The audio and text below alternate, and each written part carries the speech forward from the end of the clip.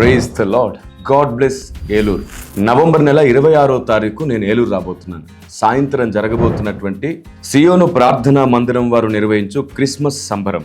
November నెల 26వ తారీఖు బుధవారం సాయంత్రం 6 గంటలకు వీణుల విందైన సంగీతం, పాటలు, వాక్య సందేశం, క్యాండిల్ సర్వీస్.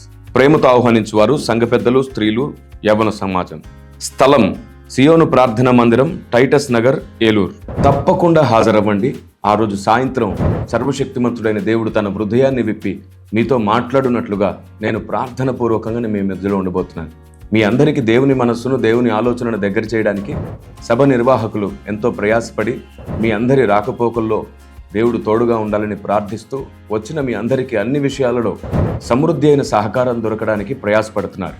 ఈ క్రిస్మస్ నిజంగానే మీ ప్రాంతంలో, మీ గ్రామంలో, మీ బంధువులకి క్రీస్తును అర్థమయ్యేటట్లు చేసే క్రిస్మస్ అవ్వాలి.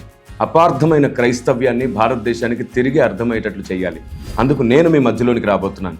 ప్రేమతో సత్యం చెబితేనే సత్యం స్థాపించబడుతుంది. కోపంతో, ద్వేషంతో, పరుషంగా లేదా మన సొంత జ్ఞానంతో సత్యం చెబితే ఒకరోజు అది చేదువేరగా మారి తృణీకరించబడుతుంది. ఎందుకంటే మనిషిలో అహం అనేది ఈరోజు ఆకాశ స్థాయిని అంటుకుంటుంది.